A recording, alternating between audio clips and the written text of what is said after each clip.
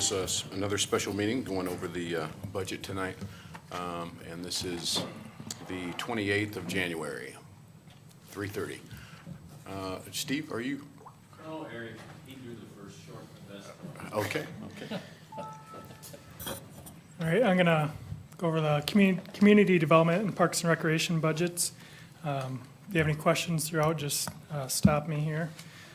Just to start off, kind of our goals through the community development and parks and recreation, to improve the safety and appeal of our community through high-quality customer service and consistent code enforcement, and to enhance the lives of residents and visitors to Burlington by providing high-quality park and recreation facilities, fun and safe recreation programs, and environmentally sound services.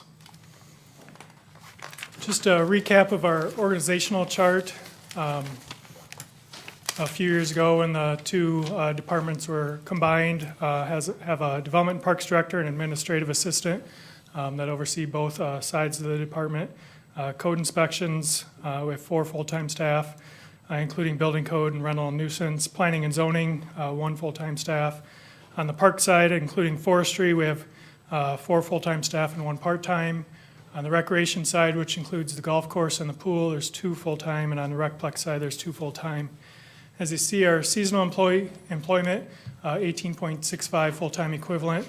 Essentially, we have more full-time equivalent in seasonal employees than we do permanent full-time employees. So in the summer, we spike quite a bit with a number of seasonal employees. On the community development side, we have 2 budget codes, 1301 Building Code Administration and 1401 Planning and Zoning. Under Building Code Administration is the rental, nuisance, and building code. The primary services that we provide, building permits and inspections, including construction, electrical, plumbing, mechanical, sewer, demolition, rental inspections and enforcement, Chapter 161 of our code, the housing code, nuisance inspections and compliance, planning and zoning, which serves a variety of functions, including site plan review and coordination for any new development in the community, serve on planning commission, zoning board, historic preservation, as well as administering projects and grants through the city. Some of the issues through the departments, the number of abandoned and deteriorating properties. I'll talk a little bit more about that later on. We've been very successful with the abandoned building program, the 657A, that we've sold quite a few properties on, and I'm going to highlight some of the statistics on that that we haven't kind of brought forward yet.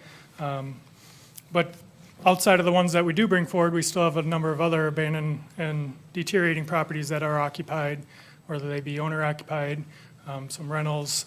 It's just the age of the housing stock of the community, the income of some in our community, the ability to maintain a property. It can be very difficult, especially with a lot of the larger, older homes. So that's an issue we continue to face through our code inspection, code compliance, rental, nuisance, building code. So that's a large factor. And then code compliance, again, we're working with a lot of people that either culturally they don't know how to maintain their property or don't have that record of maintaining their property. Some just don't want to do it. Some don't have the means to do it, whether age or physical or income. But it is something that we work hard at, is working with individuals and trying to get compliance on a rental and nuisance standpoint, zoning standpoint, and building code standpoint. But there are issues that we face just dealing with people, that we are dealing with people on these, and we try and be compassionate, but also have the understanding that there are things that have to be done and codes that have to be followed, and so there's that line of working with them, but also making sure we get compliance. One of the hard part of the code compliance that we see is, especially on the nuisance, working with someone for a month or 2 to clean up a property, has a bunch of trash or debris on the property. It gets cleaned up either through the owner or through a nuisance abatement, and 2 weeks later, after we've abated it, it looks the same, and a neighbor drives by and says, "Why didn't you guys do anything? I've been complaining about this for 3 months," and they didn't see the maybe 1-week time frame where it was cleaned up. Now it's another issue again, and we don't, after it's cleaned up, we don't go back every single day to that property, but we do have a lot of repeat offenders, and that's an issue of, are we doing anything from the city? And a lot of times it is, yes, it was cleaned up, but maybe there's more we could do. But a lot of times it's just that repeat offense by the property owner or resident there, so. I do have a question about that real quick. You said repeat offenders. Is there anything you do where if they are doing it more often? I mean, is there? We did have a resolution, I apologize, get this pulled back up here. A couple years ago in 2014, we changed the fees, and we had a separate fee structure for the first offense. There's, if it's abated by the city, I believe it's $100. For the second offense, it's $200. So there is a monetary penalty if it happens twice in one calendar year. Don't know if that's really had the impact we hope it would. We still see those repeat offenders, and it's something we just in one of our last meetings was just talking about, are there other things we can do to address that? Looking at municipal infractions, for instance, we have gone through that with a couple other properties. There is dealing with one property instance. For instance, it can take 2 months to address a property going through that. It's not the 2-week time frame maybe for an abatement, but it is something we are looking at, looking what other communities do, and it's just an issue we continue to battle, so. Okay, thank you. Hopefully this doesn't cut out too many times here.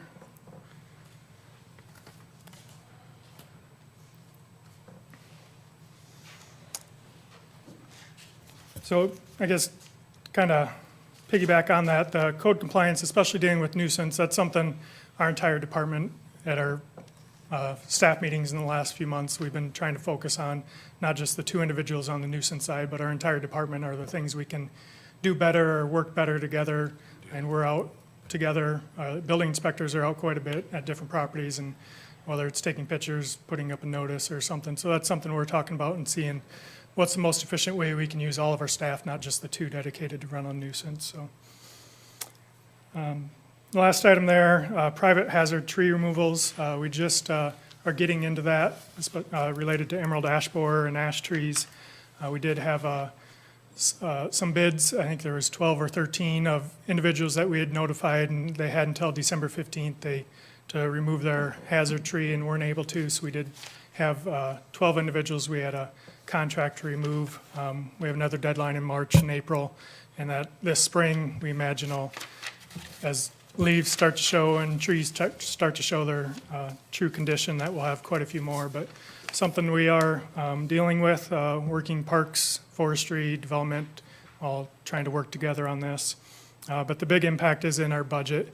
It's kind of an unknown how many we're going to have to deal with, but we do have $124,000 budgeted for tree removals on private property in FY17. Hopefully we don't have to do that many.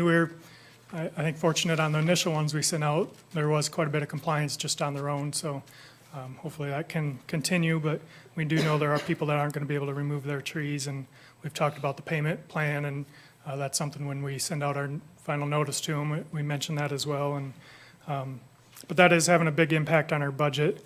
Under the nuisance miscellaneous technical services under the building code section.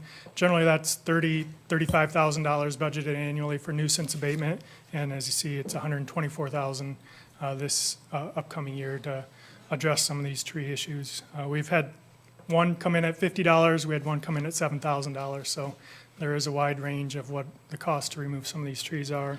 How are we doing on the emerald ash borer? I'm going to talk about that from a public side, right-of-way side here in a slide once we get to parks. But the tough part is on the private side, just we don't have an inventory of there's X number of, we know in the right-of-way there was 760 ash trees and there's 96 or whatever in the parks. On the private side, we don't have an inventory of every single ash tree, and so we don't know what the impact's going to be. And then we don't know what the compliance is, how many people are going to be able to do it on their own. We're trying to get notices out and give them as much time as possible. And we've tried to just let people know as much as we can. If you think you have an ash tree or don't know what your tree is, contact. We have a long list of licensed tree professionals. Seems to be growing the more we get into ash trees, but contact a couple of those, licensed arborist, see what your tree is, have them evaluate it so you can start to plan, whether it's 6 months or a year or whatever that time is, to try and save up for it. Even if it's something where you can, it comes in at $1,000, you have $500 saved, maybe you can put that money down and get on a payment plan or something. So we're trying to get that word out as much as we can. Within the nuisance budget, we do reduce that over the next 4 years, so that will hopefully come back to 35,000 in FY '22. It steps down to 80 and 75 and 65. So this year is the largest amount that we have budgeted, but until we get through it, we just don't know what that cost is going to be.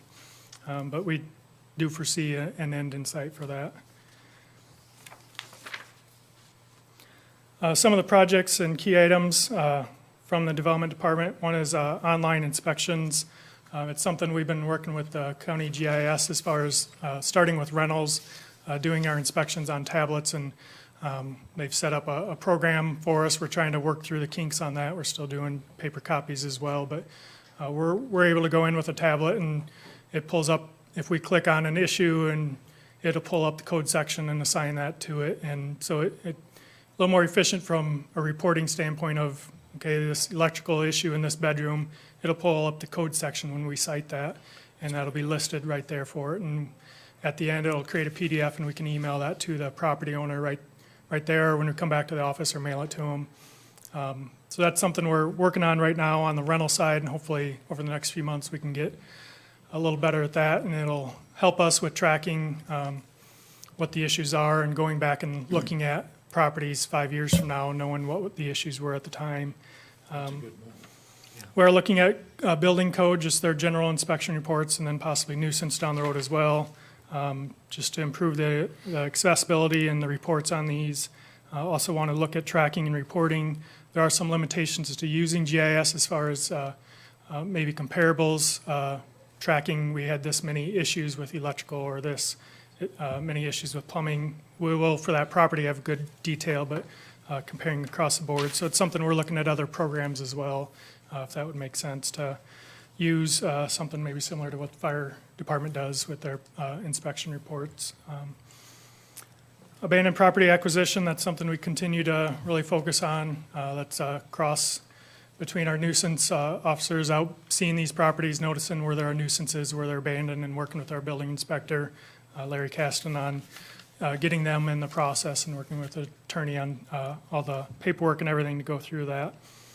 But that's been very successful, and something we're going to continue on. Don't know what the impact with fertilizer plant, number of houses that maybe have been rentals, and how that transitions, but regardless, it's something we'll continue to work through. Housing rehab programs, Dan Eberhardt was here in December looking to apply for a owner-occupied rehab grant. That's something we continue to look for to improve our existing housing stock.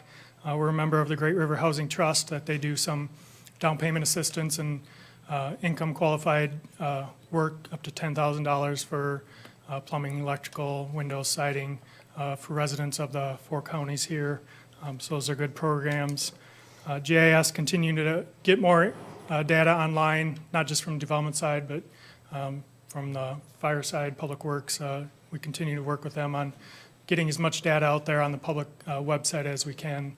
Looking at right now kind of a setback layer where you can go and see what your setbacks are, where if your property is conforming or not, if you want to do an addition, or if something happens to your house, you can know what the end result might be. But Eric, can we back up just?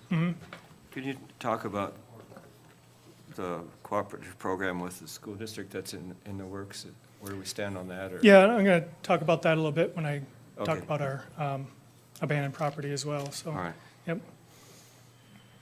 The other item, the brownfields, we applied for a grant for the Dresser Rand site for cleanup. Hopefully we will be successful on that. If not, it's still a project we're going to have to move forward with cleaning up and getting that hopefully back to a marketable use for someone to purchase. We've also done a few small projects. We're working directly with the DNR, where they've had 100% reimbursement on phase 1 studies, asbestos studies, for the Apollo, the Parkview Care Center, the typewriter building that the city qualifies for as a public entity, where we've been able to get some of these reports completed at no cost. It's 100% reimbursement. And then whether it's the city or someone else, Downtown Partners, develops the property, then qualify for up to $25,000 of abatement costs to the property as well. So doesn't require that we abate it, but if that money is there available, if the city were to do something, for instance, if we demolish Parkview Care or Apollo, we qualify for that money for abatement cost on it that a private individual would not. And one of the key items, just to note, we were working with the Convention and Visitors Bureau successful in getting the Iowa American Planning Association Conference here in October. That'll be at the Catfish Bend Pizzazz Complex out there in October 2016. Just want to give an early notice on that. We hope some people are able to attend from council, from our boards and commissions, but generally they have 150 to 200 planners from across the state attend those conferences, and we're happy that it's here in Burlington this October. So, Good job. but, yeah, Chelsea had a big part in that as well, and we have a committee that we're still planning on working everything out through that. Our redevelopment program, this is kind of a rename of our demo housing fund. In the past couple of years, we've done a little less demo and a little more kind of redevelopment type projects through that fund. So part of that is looking to kind of move forward with a redevelopment fund that we can work on some of these houses through. Kind of the background on the process, we've been successful in acquiring properties through the 657A state code chapter if they're abandoned, and we can go to court, and if we can prove that it was abandoned and the owner doesn't have any intention of redeveloping the property or coming forward, that the judge can award title to the city, and we can move forward with selling it or developing it or doing something with it. We have acquired a few lots through the county tax certificate process that we've been able to get in the hands of neighboring properties that otherwise have just gone up for tax sale, and we've been mowing for a number of years. And so since we were able to actually acquire it, we can get it in the hands of neighboring properties, expand their lot size, and get them to maintain it instead of us sending a nuisance bill to it every few months or every couple months. And we have had a couple properties that the owner is local and just walked away from the property and deeded us the lot or property, and we've been able to sell those as well. We have had a few demolitions, I think just 3 or 4, maybe 5 in the last year. But we have done a lot more sale of property, whether it be lot or structure, going through the city council on that. And then seeing a lot of private rehabilitation, have had some new construction and lot combination. So one property here, it's kind of hard to see on the screen a little bit, but 721 Vine, it was a property that was on the border of whether we demo it or try and sell it, and we were able to sell it, successful in selling it just for, I think it was a $500 property, but if you drive by it now, you wouldn't know what it looked like before. It's a very nice property now, all new siding, windows, roof, decks, porches, sidewalks, so that's one that we probably would have demoed in the past years, but since we've been going through this process, it's been successful in rehabbing this, keeping it on the tax rolls, increasing the taxes. I started to look at the data from 2013 to present, but then went back further as well. We've acquired 27 properties since 2013. We have 8 pending right now that we're starting the process on notification, setting up hearings on. We've actually acquired 54 properties since 2010. And that does include owner deed and county set tax certificate, and as well as the 657A, which is the majority. And the last, since 2013, we've sold properties for $136,500 and over $275,000 since 2010. The assessed value change since 2013 was $158,400, and that number will update in the next couple of years. A lot of the improvements, it doesn't catch up on the assessment when you look online for a year or so. So we have, I know there could be almost double that or well over 200,000 that we've increased just in the last couple of years, but it won't show up for a couple of years on the county records. But looking back to 2010, we've increased the value on these properties we've acquired and sold over $540,000. So that's pretty significant, just assessed value and taxes that we've maintained or saved or increased through this program. One thing through this, you look at the sale amounts, that's not all just money going back into the program. We do pay our attorney fees out of this program. Any title costs we have, any lien search costs we have, all come out of this fund as well. It can average between $1,000 and $2,000 to go through the 657A process per property. So there, you look at 54 properties, that's $100,000 that we've potentially spent, $50,000 to $100,000 on going through the process, but the end result has been much greater than that.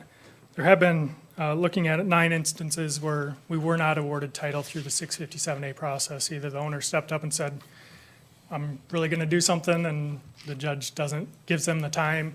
I know a number of those we're going to have to go back on because they haven't done anything in that last couple of years. So, but there are some times where we do go through that and don't get title awarded. One property, I know we kind of went through the appeals process. Gulf Lane is going to be coming up for sale on March 7th, and we're going to be putting some notice out on that, but that's one of the more significant properties that we've acquired. So we'll be seeing some information on that. We have used this program as a grant match for the Great River Housing Trust for some of the funds are matched to the programs that they apply for larger grants and bring more money for rehab back into the community. And then the South Hill Owner Occupied Rehab Grant that essentially comes out of this program as well. And then I guess a couple other, because of the money generated through this program, something like Parkview Care Center, we're able to take on some, not huge projects, but a little bigger projects that we can acquire, demo, and then sell, for instance, sell lots on this and make most of that money back, and then get hopefully 3 new homes on that lot that could Parkview- generate. What's that? You're definitely doing Parkview then? We've started the process on that, yeah. Good. But yeah, there you could see a projection of 300,000, 400,000, 500,000 in new assessed value with 3 new lots in that property, so. Did you have any other questions on the program or anything, Jim? Or you are going to talk about the BHS? Oh, yeah, through this, thanks for reminding me, I had a note here, but some of the properties we've been acquiring, we've talked to the superintendent, we've talked to the South Hill Neighborhood Group and Regional Planning.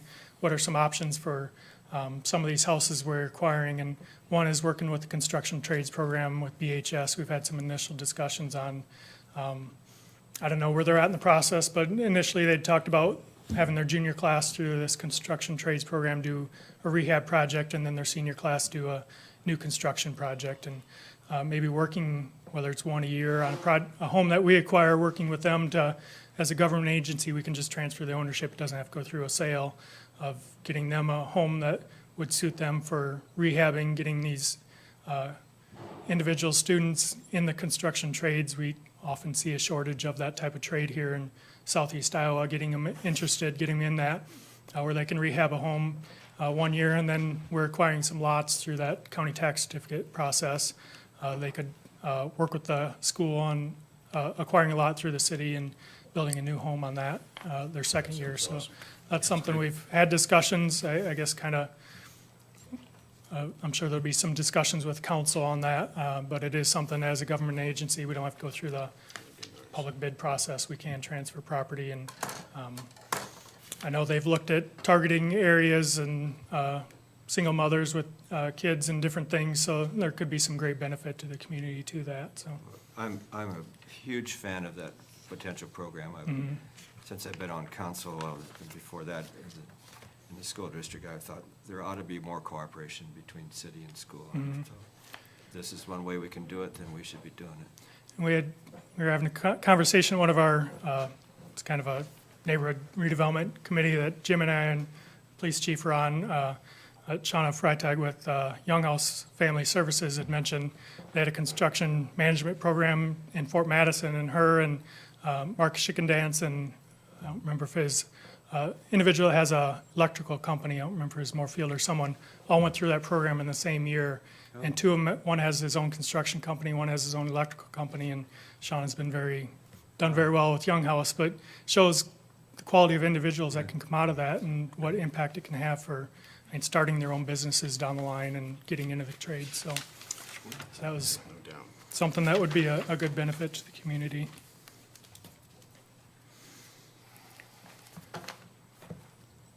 Kind of our fiscal year development reports for FY15, just to kind of a recap of the amount of permits and inspections that we do through the development department.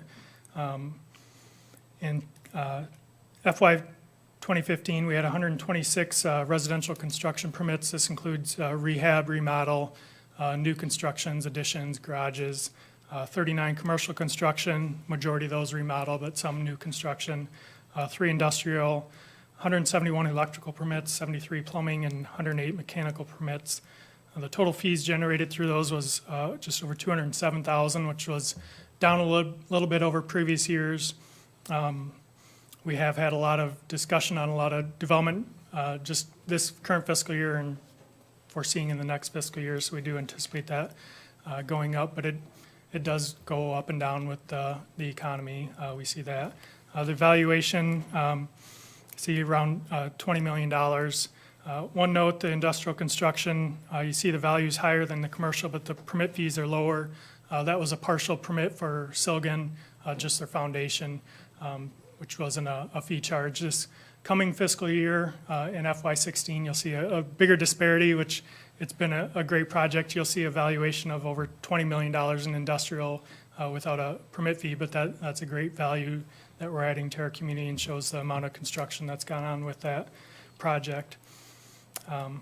Rental inspections, we collected just over $79,000 in fees. We inspected 1,379 units in FY15, contained within 663 buildings. Our total number of rental units that we have in Burlington right now, our latest, was 3,964. So we, on average, inspect around a third based on our 3-year time frame for duplex and single family, or 5-year time frame for duplex single family, 3-year for multifamily. Sometimes it's more, sometimes it's less for number of inspections. And then we have 1,985 total buildings that are rental properties in Burlington. Have seen an increase in the last number of years. We'll see what impact with some of this construction going on with Silgan and the fertilizer plant, what impact that has. Nuisance inspections, we did collect over $39,000 in fees. Those are abatement costs and our administrative fees that we collect back through property taxes or payment to the city. So every time you see a nuisance abatement going through the council, it's not always just dead money. Luckily, we do get some of that back, but not always in a timely manner, not always all of it in that same year. So we had over 1,200 nuisance complaints received last year, over 1,000 abatements done by property owners after we notified them, gave them a time frame, and over 449 abated by the city that went through council. You see the number of abated by owner and city is higher than complaints received. Sometimes we didn't get a complaint, but we went back and re-inspected, or it might be a carryover from last year, or just noticed it when we were out, so it might not have been logged, but there is quite a bit of abatement going on each year. This is the budget, operation budget for building code and planning and zoning, as well as revenues. Typically, or oftentimes, the revenue through building permits, housing, and nuisance has been fairly close to the building code costs. You see a spike in the last couple of years. That's last year we had 80,000. This year 124,000 for nuisance abatements for ash trees. So that's really spiked up the cost on it. On the planning and zoning side, we've had some fluctuation. Had a planner, Amber, leave, and then we were vacant for 6 months, and then hiring someone back. So there's been some up and down just based on timing. But personnel costs are the primary costs out of these 2 budgets, with nuisance being the primary non-personnel cost on the building code administration side.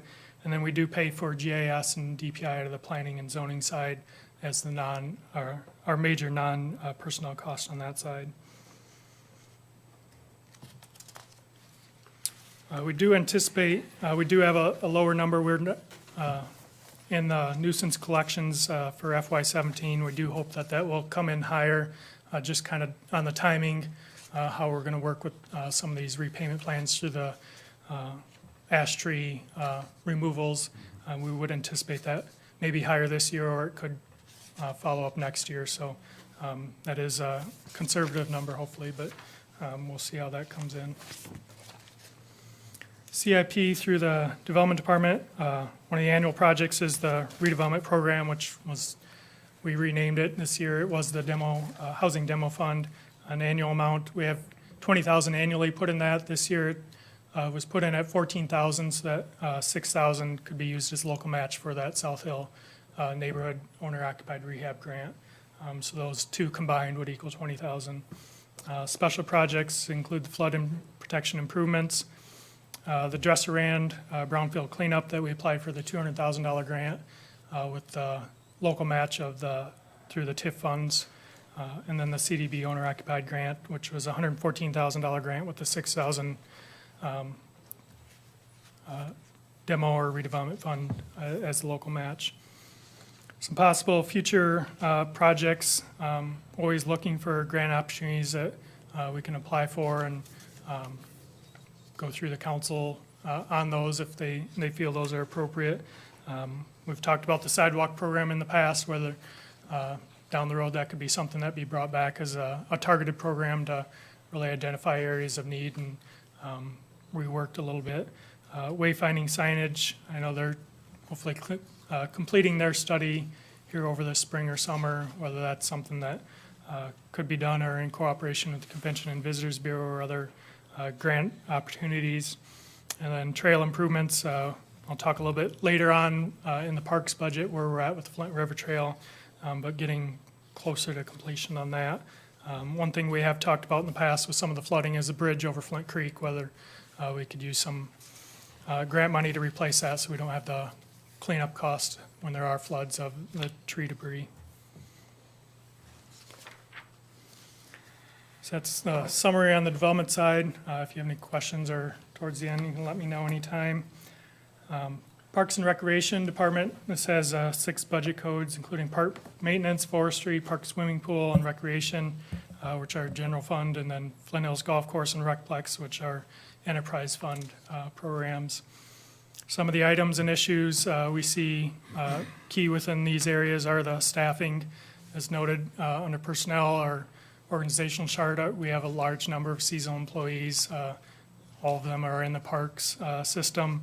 The retention, we do get quite a few back on an annual basis. We have quite a few great employees that have been working with the city for a number of years at the golf course, Recplex, and parks.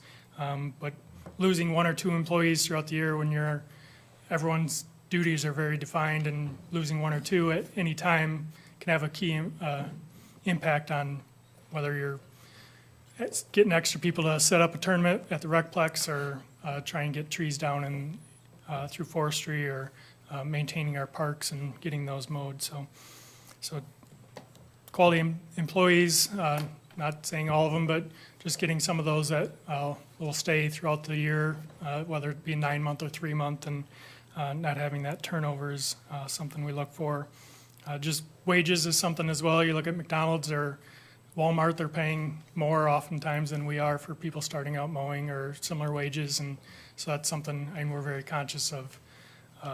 We can't pay someone $20 to go mow, but we also can't compete with everyone, so we aren't always getting people that want to come work for us just from that standpoint as well. Aging facilities and amenities, we do have, especially on the park side, great park facilities, shelters, used by a number of residents and community members. Some of them are older and need work. We do have to maintain those, whether it be tuck pointing or brickwork or siding or window replacement. So that's something we're just conscious of. All our facilities aren't brand new. They're things that have to be maintained. Ash trees mentioned from the nuisance side, but on the forestry side, we have 120,000 scheduled for FY17 on the forestry side. That's for contract work, and I'll talk a little bit more about where we're at from a tree standpoint here shortly.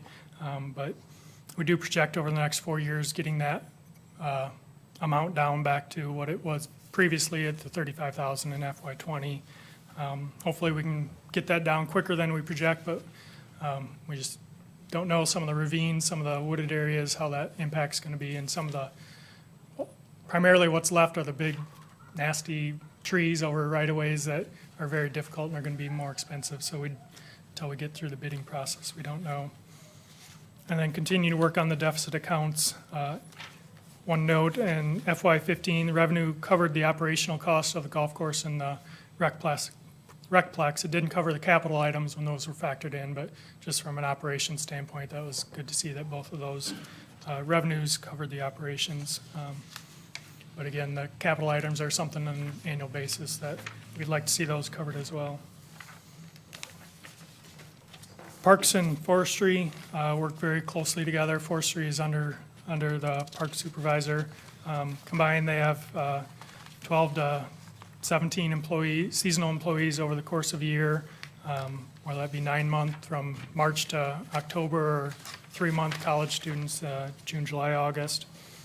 We have 13 park sites, approximately 200 acres of parks, ground shelters, playgrounds. This is a very neat picture of Dankwart Park showing the ball fields, the swimming pool, the tennis courts, the playground, a lot of amenities we have in that park. From a tree standpoint, we have over 1,100 or 11,000 right-of-way trees, 2,500 park trees, and an untold number of wooded areas, ravines, Bonds Hollow area near the sewer behind Dankwart Park along the riverfront. So a lot of trees throughout the community. The big, We're only replanting trees that can't get diseases, right? yep, All right. that's what we're doing. As of now. As of right now.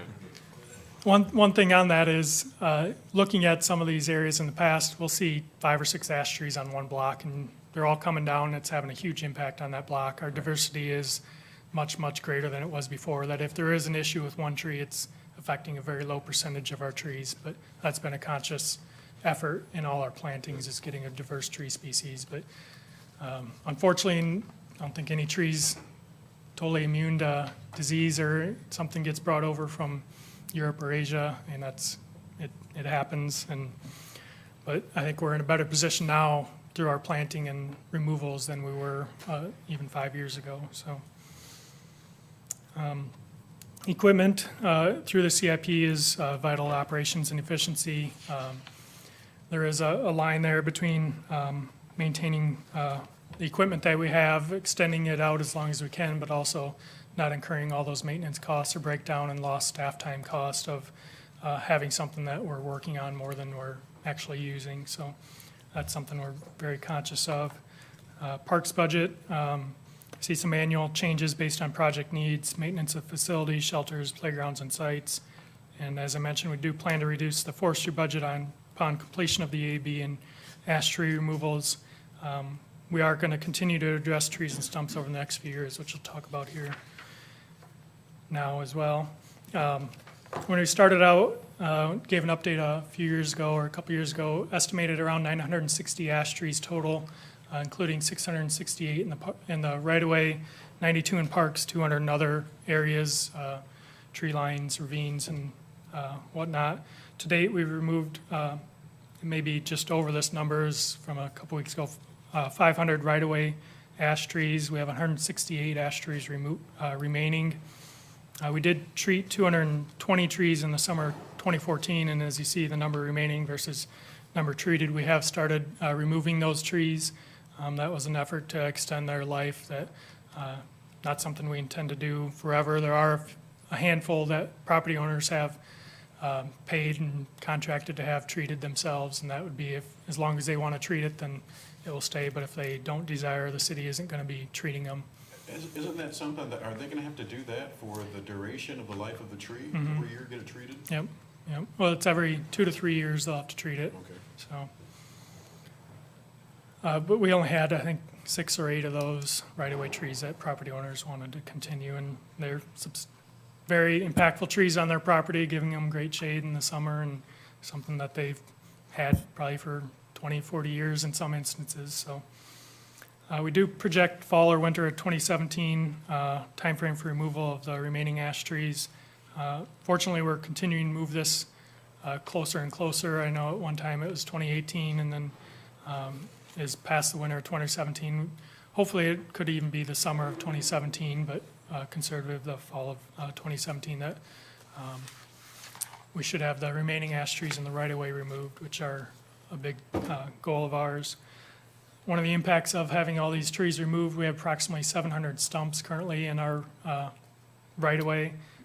We did remove 256 in 2015. That was the first time in the last few years that we've made an effort to, from our standpoint, move forward with removing stumps, and that's the goal over the next 5 years, is to remove at least 200 a year over the next 5 years. We're doing that through contract, through our forestry and park staffing, some in combination of those. So I know we get a lot of calls on that, and that's something we have now set a plan forward. And as we're kind of winding down on our ash trees, we're able to remove, we're contracting some of the, more of those, and hopefully we can start to address and get all the stumps removed over the next 5 years is an outside goal, hopefully sooner than that. But going forward after this, I think one thing we've talked about is removing a tree completely, and our goal is to get the ash trees removed from a safety standpoint, but going forward after that, it's to remove the entire tree, including the stump. So a resident that doesn't have to mow around a stump for a couple years, well, we're getting back to it, so. Do we still make chips available to people that want to come Yep, pick we them have up? chips down at Sunnyside Park off of Sunnyside, and then down at the Armory on Summer Street, free chips to anyone. And it has been out at the Manor site. Those are going away because of the sale there. But Yeah. but chips and then firewood as well at the Armory site. They do have to sign a waiver for firewood to cut that, but So, but ash trees can be used for that? I mean, they're Yep. not dangerous or? yeah, you can't transport it across straight lines. Every county in the state's quarantines. So every county in the state has the same restrictions, but it is something you can use, and we have quite a bit that people do use throughout the community. So again, you see the lowering of the contract cost over the next number of years. This will be focused on tree removals this year, and then combination of stump grinding and tree removals over the next couple years. And every year we evaluate that, and hopefully we can lower it each year beyond what we have here, but we want to be prepared in case some of the costs do come in higher. Some of the park improvement projects that we've completed and ongoing, the archery tower, had some council members at that, has been a great addition to Dankworth Park. Did complete the skate house shelter roof last year. That's something I think over the last 5 years, we've re-roofed pretty much all of our shelter houses in all of our parks. So that's a great thing to have done, just to maintain the quality and integrity of those shelters. Have done some mosquito park improvements. See the new benches that going forward, those are the bench types that we're purchasing through donations. We get a lot of memorial bench donations through families, and so we're able to purchase those, and those have been a great addition. You see a sign there as well that was just added a couple weeks ago, donated through Michelle Snicker in memory of her husband. She also had 3 along the riverfront, which have been great additions to the riverfront as well, talking about ecology and the Mississippi River and bald eagles, and Yeah, those are good. so those have been nice additions and something people can donate to the parks as well. And then the Crapo Park Outdoor Classroom, we did just order some of the sign posts for it. We don't have the actual inserts, but that is kind of the final stages of that outdoor classroom that we had a donation through BNSF and Crapo Park Foundation. Kind of interpretive area you can use as a classroom, and talking to some of the schools about use, but hope to have a ribbon cutting this spring and invite council and BNSF and the donors to that. Some ongoing or future projects, we are working on the cannon renovation. We've had some donations on that, sandblasting, repainting the cannons at Crapo, doing some concrete work there. The Campfire Girls fireplace just to the south of that, needing some repair, some tuck pointing, band shell improvements. We've done some painting and landscaping out front, looking to do some LED lighting and replace some landscaping in back. Has been a great improvement to that. Disc golf course updates and signage. We're planning on continuing to improve the Crapo Park Arboretum. Tree planting, we did have 404 trees planted in 2015. Much of that through the Line Energy Grant. We're looking to kind of pare that down years going forward, around 200 a year. If we're successful with the grant, maybe getting larger trees and being a little more specific with where we're planting those. Working on stump removals, amenities through donations, sidewalks, especially ADA, getting ramps where they're needed in some of our park system. And then one thing we've talked about is we have Crapo Park Foundation, but looking at a Park and Rec endowment fund to help fund some improvements throughout on all of our parks, not just Crapo. Swimming pool and recreation, 15 to 20 employees annually at the pool, 4 to 6 for summer camp. The pool, very weather dependent and school year dependent. Some of the capital items for the pool, we do have this spring, the liner project will be going in through Murray and Starker and donations. We had over $70,000 of that was covered through those donations. But that is, I believe, to be complete by the middle of May of this year. Roof replacement in the fall of 2016. That if you've been in the pool during a rainstorm, it's not much different than being outside, or inside the pool house, it's not much different than being outside. It's something for the long-term integrity of that building needs to be done, and something we're looking at. Future upgrades, continue to look for funding, grants, foundations to complete improvements, such as diving boards, our guard stands, which are all very in need of replacement, shade structures. As far as programs on the recreation side, the Perkins Park Summer Camp last year was a very successful year. Had 25 to 30 kids a day. The fees for the kids at the park cover the cost of the summer camp workers there. We've also had events, the City Day in the park, which was very successful. Brad's done some archery with after-school program, and some other students looking to do. We have some youth tennis courts at Perkins Park, and at the skate park, he's looking at possibilities of doing some youth tennis and maybe a skate competition. So limited staff. Brad's really the only recreation individual we have at the city. He also runs a golf course and pool in the summer camp, so we limited ability to do actual programs, but try and find time to do those as well. And then the big one, the Great River Bridge Race, which this year we're looking at doing a 5K, 10K race. It had been a 6 mile, 2.2 mile. So some little different changes there, but that's May 14th of 2016. Encourage anyone to come out, whether it's walking it. It's a great I chance was thinking to about running the 10K this year. Yeah, I'm great not chance going to- but I thought about it though. walk up Snake Alley or run up Snake Alley and cross the bridge. It's a very limited opportunity to do that. So we encourage anyone to do that or try and beat Jim Furneaux in the race. So Good luck on that. swimming pool did have a little bit of a bounce back year last year. Again, very weather dependent. Over 9,600 in attendance, over 1,000 more than the previous 2 years. Revenues were up to 44,000. We did increase fees for the 2015 season. Hopefully with the pool liner project, that's a big complaint that we had, which is the surface on your feet. And then some of the improvements we painted the interior of the pool hall early last year as well. So hopefully some of the improvements will be a little more appealing pool for individuals to go to. These are the budget, operational budgets for the parks, forestry, swimming pool, and recreation. A big driver in this is personnel cost. A subset of that is the seasonal labor costs that we have, paying temporary wages. Tree contracting on the forestry side, and even this year on the park side as well. We do have a substantial amount that has gone to contracting removal of trees that has spiked the budget, especially on the forestry side, if you see over the last number of years.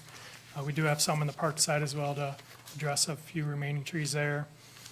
And then just on the park side is maintenance of facilities.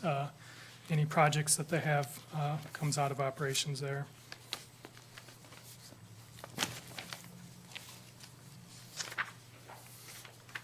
Yeah, and the forestry, we do hope to reduce by around 85,000 over the next 4 years. Golf course. The CIP items primarily are golf carts, batteries, and mowers. I'll try and get this pulled up here again. The carts are on an 8-year replacement plan. Previous to a couple years ago, they were on a 4 to 5 year replacement plan. So it's something we've, is that working? That was one of the questions I had. I thought, when we had conversation about the carts before, that we were gonna slow down on purchasing carts, we were just gonna strictly do batteries. Doing battery, well, before we purchased carts every 4 to 5 years, we just purchased new carts. Now, we purchase carts every 8 years, and we purchase the batteries at the 4-year time frame, because the battery's completely shot in that time frame to extend the cart out another 4 years.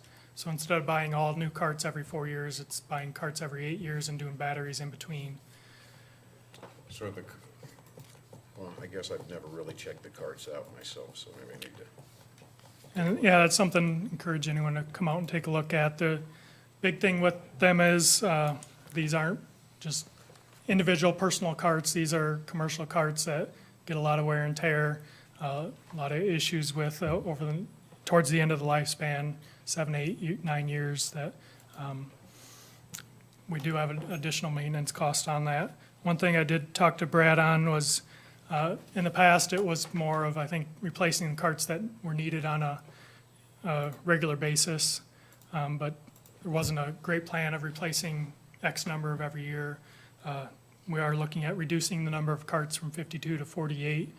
So we have one less cart every 4 years, which will save money, but also getting it to where it's 12 carts every other year, so that we have a schedule, and we know coming into it that it's not going to be a spike one year and come down and a spike. It's a regular amount, I so. was threatened by one of the citizens, and they said, "Don't take away our new golf carts." The carts So are you haven't said anything yet. a huge revenue generator for the golf course as well. Having quality carts is appealing to golfers. We have had carts break down over the years, but if it's something where they're getting in carts and they're breaking down on hole 5 every other time they're out, they might not want to come to our golf course anymore. So it is something we have to be conscious of having carts in operation that Thank you. aren't something that are breaking down. But it is something we are being more conscious of and trying to reduce the number of carts. We do have to rent carts during tournaments. The larger tournaments, we might rent 48 or 50 carts to be brought in for some of these larger tournaments. But on average day, we might have 30, 35 carts out. On a busy average day, it might be 40, 42 carts out. But these carts are out 18 holes, maybe 2 times, 3 times a day on some busy days. So it's not just a personal cart where you might drive it once or twice a week. Thank you. Did you card it, or do you want? So one note here, again, I have the expenditures and revenues showing in the last couple years, we have had more revenues than expenditures outside of capital items, just from an operational standpoint. So that's something we're continuing to work towards, is trying to increase that revenue so that we can cover the capital items through the budget as well. One item that we had been looking at for a number of years, a golf simulator. That's something moving forward with, that hopefully that can create some off-season income through concessions, through play. Have a lot of excitement about it, where you can come in during the off-season, maybe prior to the season, start to either do just hit some balls or play around on a course, simulated course. So that's something where we can make use of our facility year-round, not just during the summer months. Rounds played were up last year, down from a 5-year average, but we're up last year over this year. We did have a very good fall, extended fall as well, so we hopefully anticipate that to improve next year as well. Season passes were up slightly over last year, but still down over the 5-year time frame. Something we continue to look at is the golf course, who plays out there, is kind of representative of our community and the demographics of our community, so trying to cater to that player. Fees are examined annually to remain competitive in the area. We do look at Schaefer and Fort Madison and Spirit Hollow as a couple comparables that people can easily drive to in a day. So, on the Recplex, it's kind of odd to think, but it is in some instances an aging facility. Some of the initial infrastructure put in, whether it be the watering or irrigation system, and some of the carpeting and different kitchen items we're seeing having to be replaced. Not everything at once, but a fryer might break down, or a cooler or carpeting might be wearing out. So it is at that point where we are spending a little money on some maintenance. And How old is the Recplex? It is 15 years now. Wow. Wow. This is a carryover from last year. Is from a study from last year, but just wanted to reiterate from that study. And from 2012 to 2014, there's 85 total tournaments at the Recplex, 2,376 teams, and they estimate 1,600 of these teams were from an hour or more away. So they're, based on that study, in 2014, they estimated over $2 million in direct local spending from traveling teams, whether it be hotel or food or shopping or gas. So outside of revenues at the Recplex, it does have a very good impact on the community as well, and the retail and shopping in the community. And go out there on a weekend, especially on some of these larger tournaments, and it's amazing the number of people that are out there. That is for sure.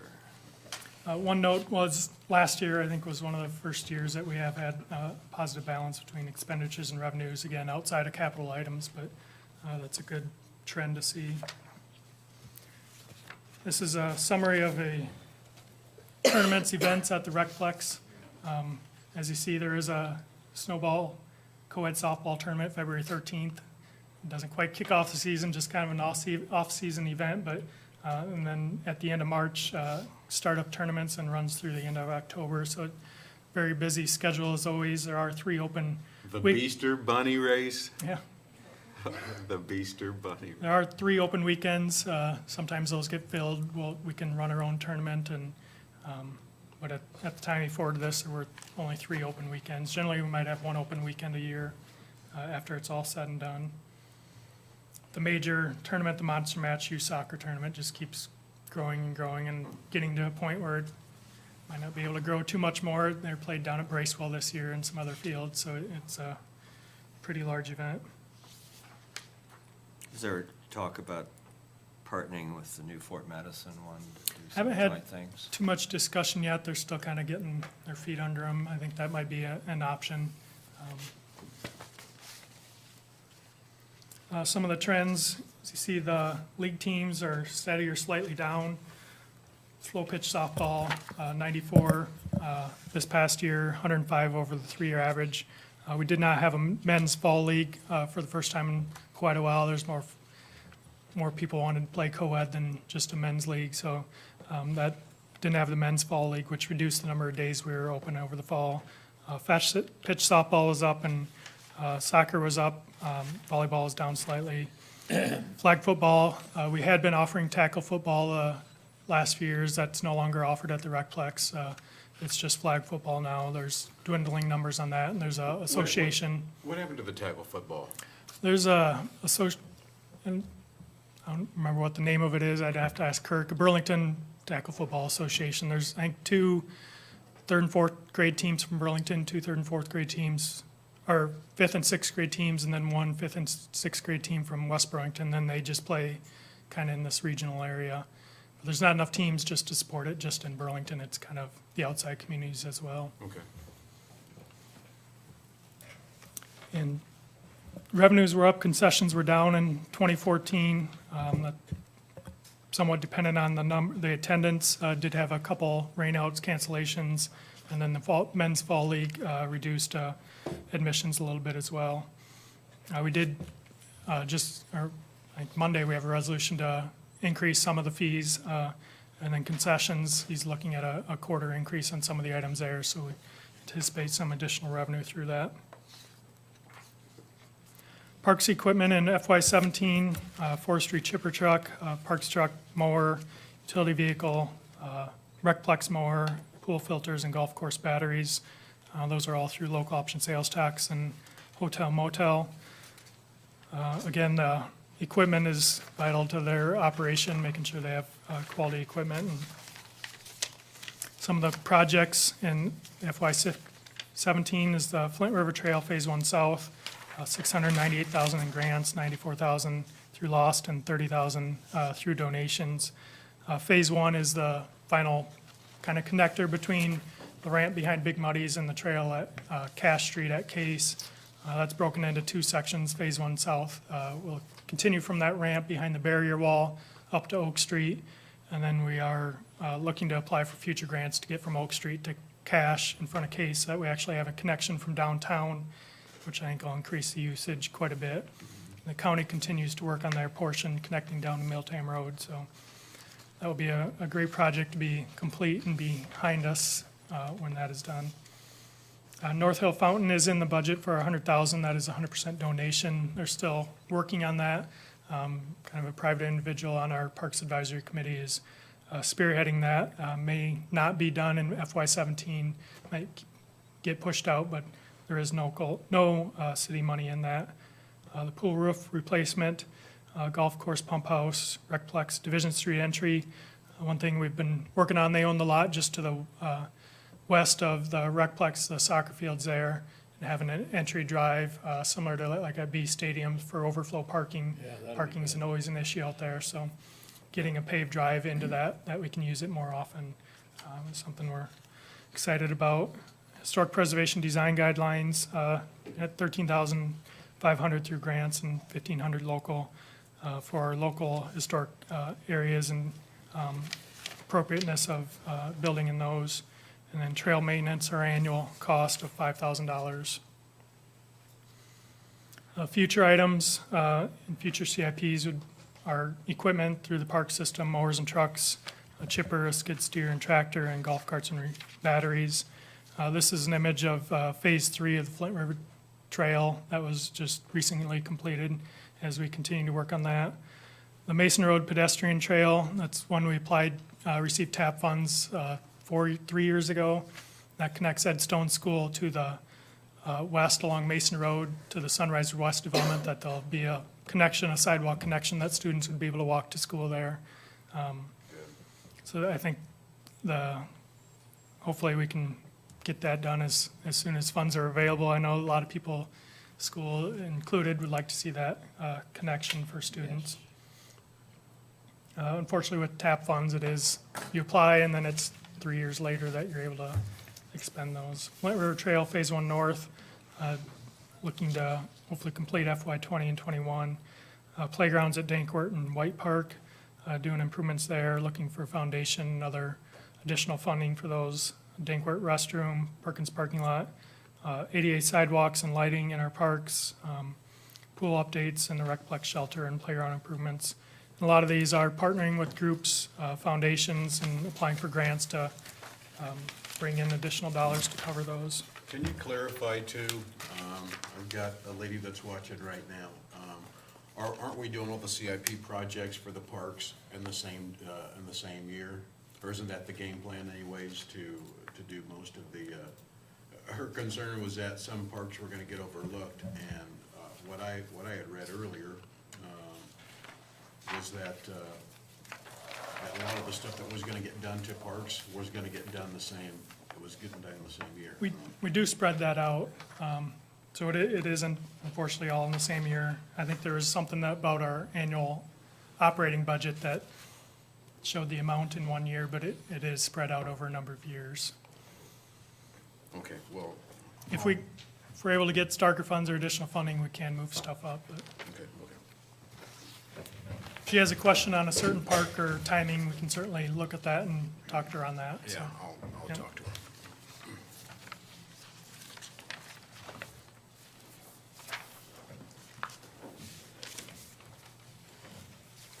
That's all.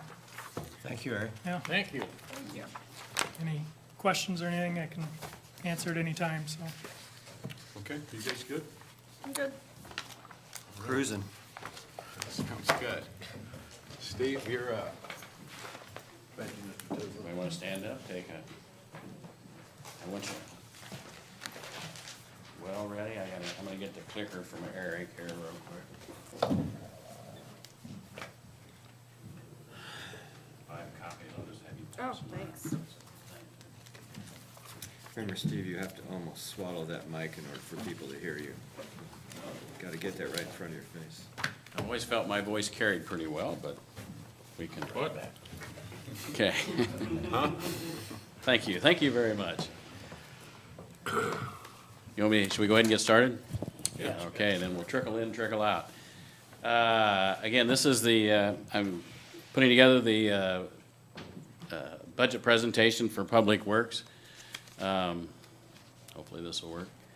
Here are the discussion points. I'm going to look at this more of a broad view of the whole department and not get down with a lot of the individual departments exactly what we're doing. But overall, we're going to look at the operational performance centers that are under Public Works. I'm going to look heavily at what's in the FY17 budget, make a comparison to that with 16. I'm going to look a lot at what's going on with vehicle replacement, the capital improvement program, and discuss some operating budget concerns, and then kind of some few future budget concerns. It's a tongue twister. These are the various performance centers that are under the umbrella of Public Works. You'll see on the left we have what I call our major operating. That would be Public Works Administration, Engineering, Transit, Street Maintenance, Snow Removal, Sanitary Sewer Maintenance, Property Maintenance, and Vehicle Maintenance. The others on the right are what I'm calling kind of other or non-operating. Essentially all of these, our Property Maintenance Division has something to do with the general oversight of these budgets, and there are various aspects that they oversee on that.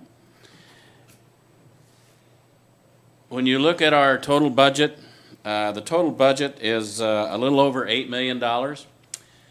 In that operating, of those left categories I'm talking about, that's about $6.5 million. And in the other category is about $1.6 million. The numbers on there that I show with the percentages, basically, this is comparing the percent in the operating. Almost 100% of all the personnel services are in the operating. Contractual services is actually favoring more on the other budgets, and again, commodities and capital outlay is 90+% in the operating budget. Overall, the operating budget, those divisions on the left are 80% of our total budget, with the what I'm calling the non-operating, the ones that property maintenance are supporting, are the remaining 20%. This takes a look at all three of those in a little more detail. I think one of the things you'll find our budget compared to the others is that we're not quite as heavily personnel percentage-wise based. The overall budget, you can see, we're at 43% as personnel, 27% contractual, commodities end of it 17, and capital outlays 11.4. When you break it down and just look at the operating now, it increases because it's more, 55% is in the personnel, contractual 11, commodities 19, and capital outlay 13.5. The thing here, the majority of the other budget is various things that are actually contractual in nature in the other budgets.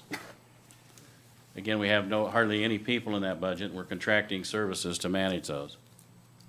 In terms of this presentation and what I'm doing, I'm going to be looking at a comparison heavily between 17 and 16.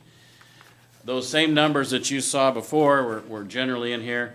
And this is in the overall budget, the change, a 2.5% change in personnel. Contractual services, 140%, which is 6.8. Overall, commodities is actually slightly down. There's variations with some between other and the major operating.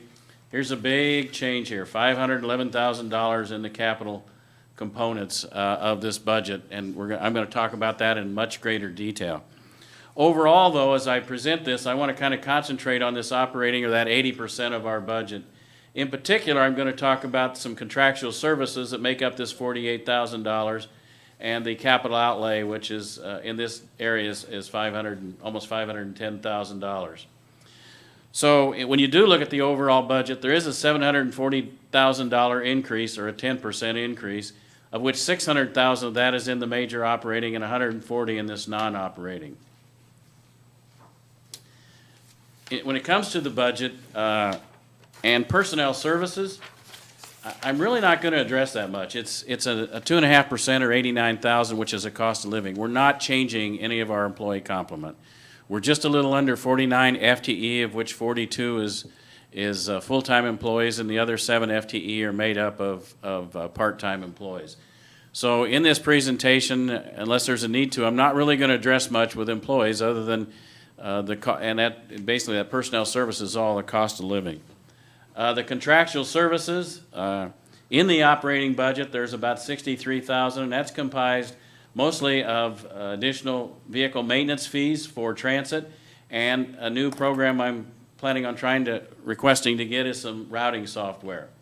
Again, the commodities, there was an overall essential wash. The capital outlay for the total was 511, of 509 of that was in the operating portion. 350 of that is in sewer maintenance, 121 from a budget perspective in the comparisons in transit, and 37,000 in engineering. And each of these things is, I'm going to concentrate a lot of my presentation on why we're doing these things. First part is we're talking about vehicles in public works. We have between 85 and 90 vehicles. Typically, we replace 4 to 5 public works non-bus vehicles per year. This budget's replacing 2 transit vehicles on an annual basis.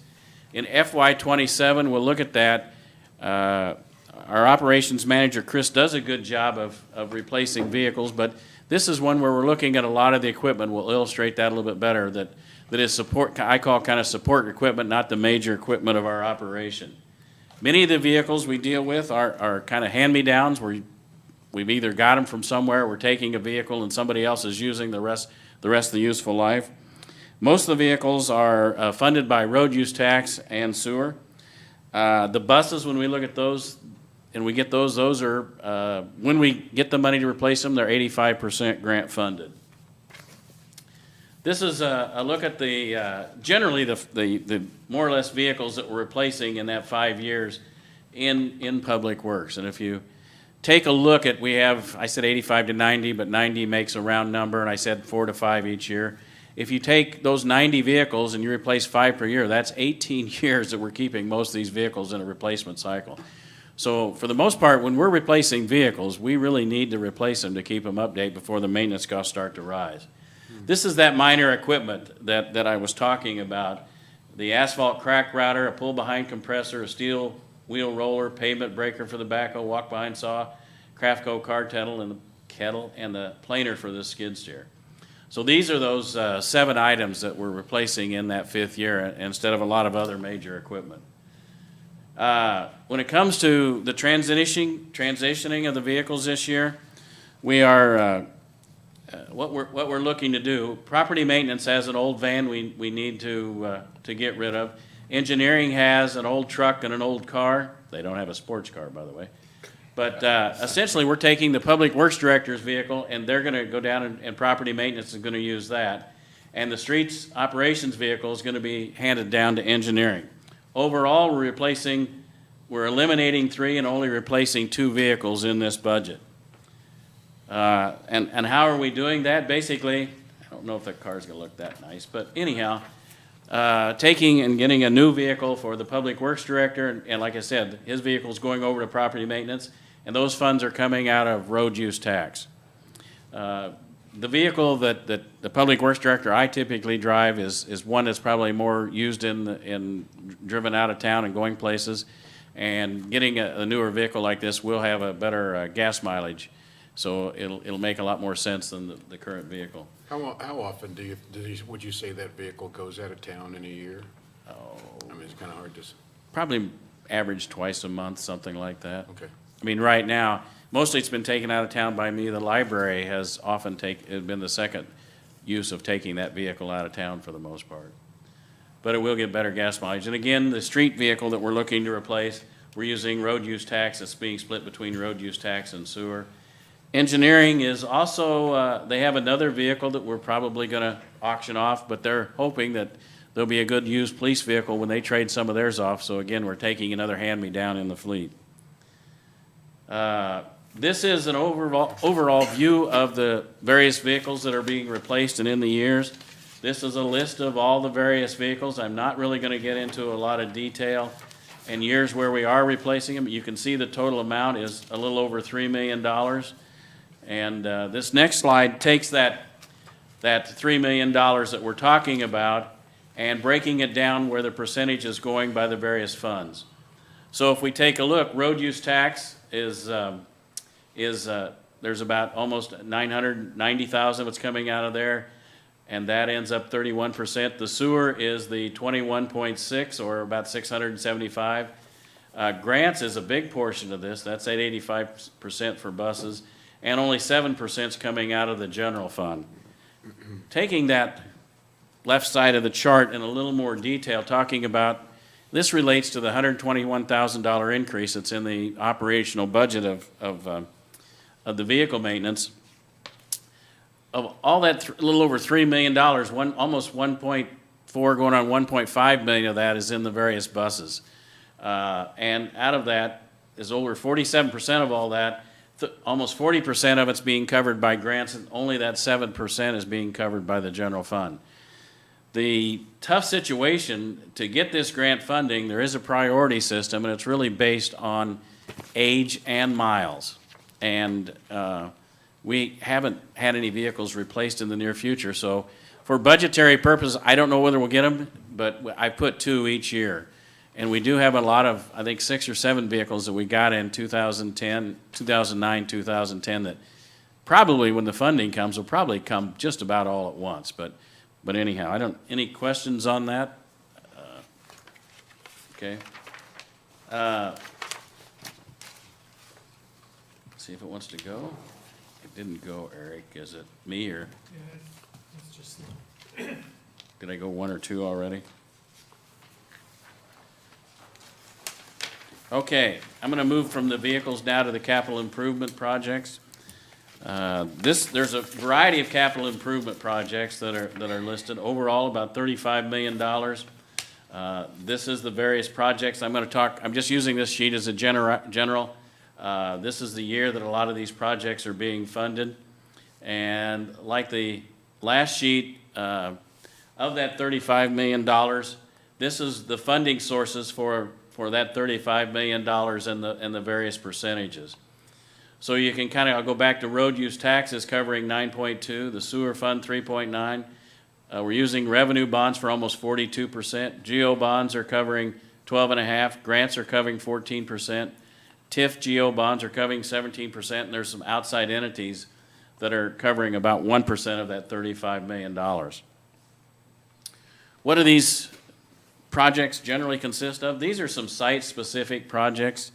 The Mount Pleasant Street Bridge, we all know, I don't know, maybe, hopefully the mayor does or doesn't know, but he wasn't here Monday when Jim kind of sprung the news that the bridge previously was $3 million, now it's up to $5 million. Again, $1 million of that will be from the state fund. We do have the Mount Pleasant Street HMA Rehabilitation Project. This is where some of the other funds are coming from West Burlington. We got the Agency Street West project, that is scheduled, that RISE project, that's scheduled in 17. Agency Street East, this is the Manor project, that's presently scheduled in 18. I said this one's 17, maybe I didn't say that. 18 for this one. Depending on how that development comes, we may need to move that project forward. And the Washington Street improvements, that's a proposed SDP project. We've proposed it. We put it in 17, it never got funded, it didn't get funded in 18, we're continuing to put it out there. So that, I say that's proposed, whether we'll get the money for that or not, I understand Fort Madison has got at least another year of projects that have been trumping us out in the past. There are some annual projects that are in the street budget. The street resurfacing, I think that's one number I didn't change. That number is not quite that high. That was from a previous one, but anyhow, it is a 5-year program. That number is not quite that high. It's about $2 million less. The miscellaneous streets program, we're putting $114,000 per year. The seal coat, that's $1.2 million. And I say the first year, that should be another one I didn't get corrected in my mistakes. That's being covered over the first 3 years. There is an ADA ramp transition plan that's $50,000 for each year. Sewer projects. So, Steve, 1.2 per year for 3 years, or No, just- it's a total of 1.29 for the 3 years. Okay. It's like I said, when I was checking and one of the mistakes I caught, but evidently didn't correct before I printed it and put this together. This should actually scheduled for the first 3 years. Okay. And that number, let me just go back a minute. The miscellaneous streets is 4.582. It's not that $6 million. I didn't get that corrected in the narrative. So, at one version there was that much money proposed, but when Jim started changing monies and shifting everything to make the budget work, he lowered that amount. So I'm gonna move forward. The sewer projects, we've got one more project scheduled in FY17 for the Cascade Sewer, that's totaling $602,000. The Mazel, ongoing for the next 5 years, we've got almost $13.5 million programmed into this budget. There is continuing miscellaneous sewer rehab fund, about a little over $250,000 a year. Something I will talk about later, I've added into the budget an annual sewer cleaning program, and a site-specific sewer project is the Vineyard area where we've programmed in $313,500. Yeah, I still didn't quite understand that, because the way I read it, it said that after we do it, there's still no guarantee that it's really going to help the area, or, I don't know, the Grattan area or something like that, all that much, or was it Grattan Street? Well, I mean, it's a very flat area. And basically, you know, when we talked about it, this is a preliminary, this is a number that we put in the budget, kind of as a placeholder. We've not done the survey. We've kind of done the cursory so we can get it numbered here so that if it's approved, then we can move forward. And once again, the plans and specifications will put in more detail when we get the final survey. A lot of it's going to be cleaning out the ditches, and there is some cost sharing proposed in this with some of the driveway where we're putting in new culverts underneath the driveways. We're expecting that to be a 50-50 share from the homeowners, and widening and cleaning the ditches so the area drains. Yeah, I was just gonna, my only concern or my only question on that was, I thought there was a less expensive way to address that problem with doing some cleaning up so that the manholes weren't covered up, and I don't Well, know what there's else. really not a lot of manholes and sewers. That, you know, to my knowledge, there's only one major sewer pipe in that area, and I think there's maybe another. It's kind of a flat drainage area that's working in the drainage ditches, and some of it doesn't run off very well because the ditches have filled in time. It's been a bad area for a while. Yeah. There's really no catch basins.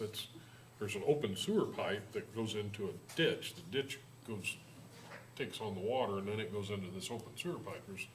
It's not a catch basin like you would see in a street that has curbs and gutters, so it's. Right.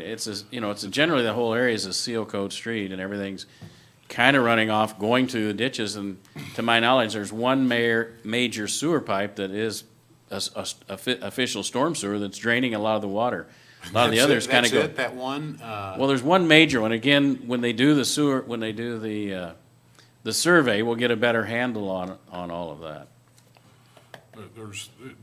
In the 80s, we used to have a program where they went on an annual basis and kept those ditches cleaned out, and Oh, they dropped that some yeah, they points. quit doing that. They quit recognizing that as part of our sewer system, and it is part of the city sewer system.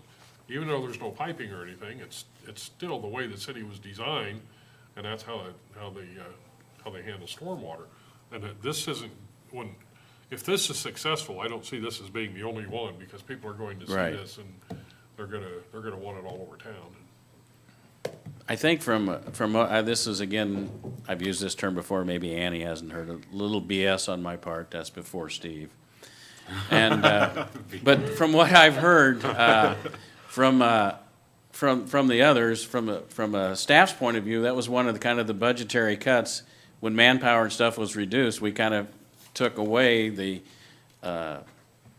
ditch cleaning effort. Now, when you live in the county, they have programs that handle that, but typically us and a lot of other cities, and in some areas, you'll see, I think even here, some of the homeowners will go out and kind of clean their ditch and keep the flow going. And some of the other problem is the culvert pipes that go under driveways. Those have either filled in or for some reason have gotten squished in time, but that's part of the problem in this area as well. Can you address why we would need, can you address what the sewer cleaning is going to do for us? What the benefit of that's going to be? Yep. Right this minute. Okay, I'll wait for you. Okay. Finishing up the miscellaneous projects. Something we've added this year is a light replacement program for LED light replacement. We've added $25,000 for each year. Inevitably, it seems like every time we turn around, something's coming up, whether it's on Roosevelt or some other street or Jefferson or Central, someplace where we need to replace the lights and put in the LED lights and change it out and basically save money. So as we work through this with the city manager, we put money in there to be set aside so that we have money and set aside to handle this. We have added another year of funding for the traffic camera replacement in FY19. We've replaced one. We've got one scheduled again. Well, we haven't replaced it. We've got the camera. We kind of now have to wait. It's going to be on Division Street. We're going to look at replacing that. You got to kind of do it when the weather's appropriate, and that'll be sometime in the spring.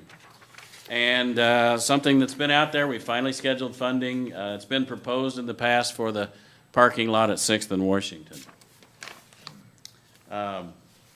Operational discussion points. Like I said earlier, the personnel is static. It's got a 2.5 cost of living. There's no proposed personnel changes. I'm not really going to address that. The majority of operational increases are related to the capital items, and this I will talk a lot about here, Mayor. That is the combination vac jet unit, funding for the 2 buses. I'm going to talk about the transit routing software, the engineering replacement survey. I'm also going to address what we've kind of done with some of the extra road use tax dollars from the street department maintenance, and then talk about the operational concerns in transit. When we take a look at now I'm going back to that other budget again, the operating where we're talking about that $6.5 million. These are the various divisions that are funded out of that. When we talk about administration, that is covered by general fund and road use tax. The fees for engineering is coming out of fees. Those are project fees. We take project fees to support that division. Transit, that has general fund, that has fees that we're charging paying the customers, as well as we do get a small amount of fees from West Burlington. And then it's also supported by the state and the federal dollars we get to run that. Streets is coming out of road use tax as well as snow removal. Of course, sewer is being handled by sewer. Vehicle maintenance and property maintenance, again, those are fees supported by those. When we work on a vehicle, basically those fees are charged back to that vehicle maintenance charges for that department. And the same when property maintenance works on various places. I think you heard Rhonda talk about when they got rid of somebody, they started using property maintenance. And so now when our people are working there, their vehicle maintenance fee charges to the library budget. And you can kind of see this is a percentage of all those again. The general fund contribution to our operating is very low, 6.3. Road use tax, 31%. The sewer fees are 17%. The fees that we're talking about here are 32%. And the state and federal money is 13% of those fees. I think this is, if this is what I think you're asking about, the sewer, are we talking about sewer cleaning? Yep. Okay, this is where I'm talking about addressing that. Currently with the equipment, we have 1 vac truck and 2 jets. This one only vacuums, this one only jets. In this fiscal year, as we go through the replacement, the oldest jet truck is scheduled for replacement. I'm looking at this as an opportunity to replace it with a combination unit. What this will do is provide what I call proper equipment duplication. Right now, and it just happened for the last 2 weeks, this vehicle's been was in for service. And so we really had no vehicle within the city of Burlington's control to provide if we needed to, clean out. We had a sewer, we had to vac everything out. We ourselves had no vehicle. What we're proposing is what we call a combination unit, where this is the vacuum, and right up here, it's a little tough to tell, but that's the jetter. It's all in one unit. You kind of ask, why are we looking to do this? Frankly, other places I've operated, that's what we had. We didn't have the separate pieces of equipment. And as I've looked and analyzed it, I think that's okay when we had combination sewers, where you're typically, you aren't trying to clean the sanitary sewers on a regular basis. I did contact, I think, about 8 other public works, and of course, as usual, not everybody responds. But I did get this from Muscatine. They have 2 combination units. Des Moines is able to do it with 1. Cedar Falls has 2 combination units. And they also graciously provided me with comments, which I've included here. Matt from Muscatine, my opinion is combination trucks are the only way to go. They work well for all our cleaning needs. Lyle from Cedar Falls, We've had combination units since the mid-'70s. There is a frequent need to vac a line after or during jet cleaning. With the combo unit, the same crew can do both, a lot more efficient than coming in later with a different crew. Brett from West Des Moines, we've had combo units since the '80s. With the efficiency and flexibility of a combo unit, we only have one sewer cleaning machine. I didn't know, but I think part of the reason that they probably have one they can easily have agreement with if they need anything from Des Moines to cover that if they have problems. Did it go, Eric? Okay. Now this ties back to the cleaning of the sewers, which is a capital project. When we had combination sewers here in town, you had a lot of the rainwater help kind of flushing and cleaning those. But with the separate storm and sanitary sewers, there is a need to provide routine cleaning. Currently, our crews do go out. It's not like we ignore it. If we know we've had problem areas, we go out and we clean on a routine basis what we're calling the hot spots or problem areas. Recently, when we have done some work and gone back, we've been rehabilitating some sewers. We found a lot of those sewers when we were cleaning them nearly half full. And eventually when those fill up, What? half full of material. That's because we're not cleaning them. I mean, Material? well, whatever That's you all want to right, call it. That's all right. Sewer, Product is what I call it, product. sewer material, Tim calls it product. product. Would you like a sample? See, Tim's one of those guys, he may say it's poo to you, but it's bread and butter to him. So. All right, let's move on, Steve. Let's move, man. All right. Failure to clean these can result, it hasn't been a problem in here.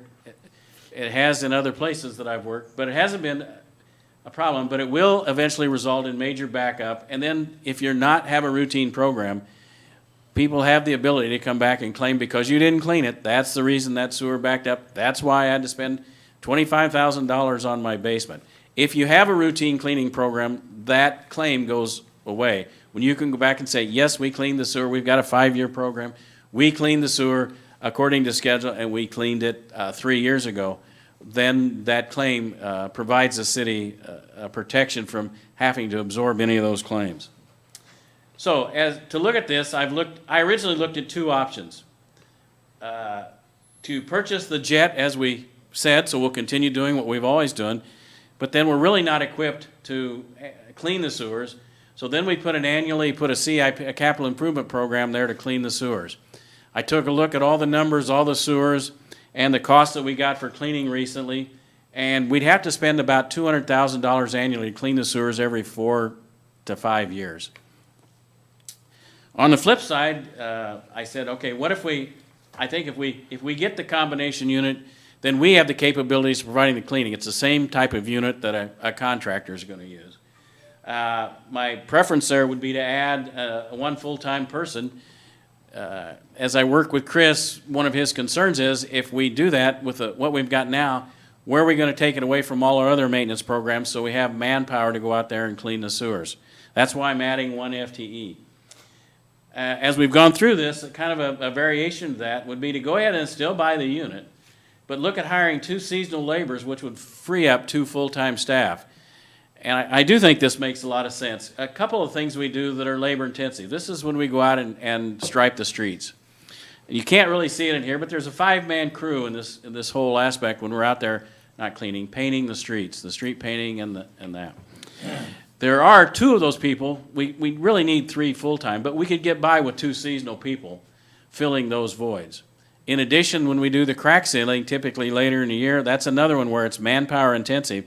We could easily free up 2 people there and utilize seasonal employees.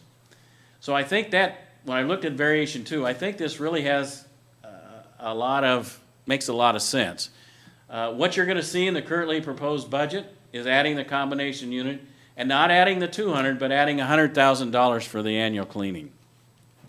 So that's what's in the proposed budget that's before you now. But we should, how regular should we be cleaning the sewers? It's a standard, an industry standard is anywhere from 3 to 5 years.